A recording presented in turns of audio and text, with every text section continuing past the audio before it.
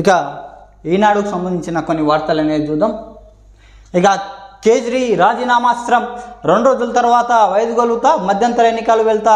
ఇక ఢిల్లీ సీఎం సంచలన ప్రకటన డ్రామాగా అభివర్ణించిన భాజపా.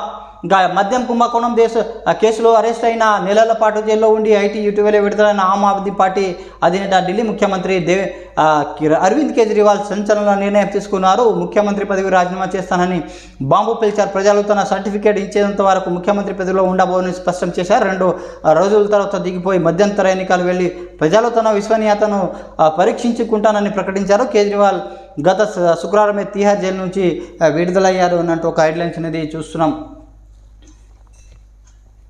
ఇక ఎక్కువ బస్సులు కొంటేనే సాఫీ ప్రయాణం, భారీగా పెరిగిన ప్రయాణికులు. ఈసారి 2457 కొత్తవి అవసరం. ఇక కొనుగోలు 905.23 కోట్లు కావాలి. ముఖ్యమంత్రికి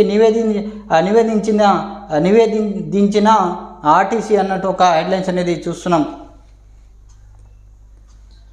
ఇక ఫైనల్స్ గెలుస్తాం, 2029 రాహుల్ గాంధీని ప్రధాని చేస్తాం. ఇక గత ఎన్నికల్లో సెమీఫైనల్స్ మాత్రమే.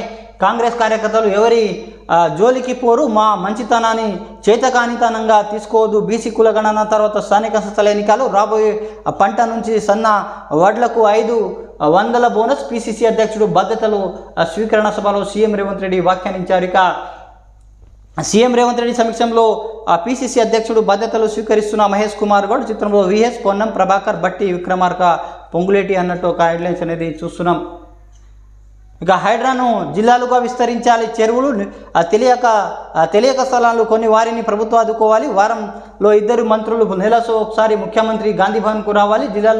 జిల్లాలో పార్టీ కార్యాలయం భవనాలు. తొలి ప్రసంగంలో పిసిసి కొత్త అధ్యక్షుడు మహేష్ కుమార్ గౌడ్ అన్నట్టు ఒక హెడ్లైన్స్ అనేది చూస్తున్నాం. నేడు సచివాలయానికి ఎదుట రాజీవ్ గాంధీ విగ్రహావిష్కరణ. రేవంత్ పశ్చాపద్దాలు. ముఖ్యమంత్రి కుర్చీలో ఉన్న వ్యక్తి మర్యాదగా మాట్లాడి నా పొడవు గురించి కాకుండా రైతుల గురించి ఆలోచించాడు హరీష్ రావు అన్నట్టు ధ్వజం చేశారు. ఇక జైత్వానీ అక్రమ అరెస్టులో 3 ఏపీ ఐపీఎస్లపై వేటు. సీతారామంజనేయులు, కాంతరాణా, తాత, విషయాలు యూనిట్ సస్పెన్షన్స్. ఇక నటి అరెస్టుకు నాటి సీఎంలతో వ్యూహరచన. ఇక ఒక్కొక్కరి మాత్రపై డీజీపీ సమగ్ర నివేదిక అన్నట్టు ఒక హెడ్లైన్స్ అనేది చూస్తున్నాం. ఇది ఏపీకి సంబంధించిన వార్తలు. ఇది ఈనాడుకు సంబంధించిన వార్తలు అనేది కొన్ని చూసినాం. So please subscribe, like, comment and share my channel. Thanks for watching RM News.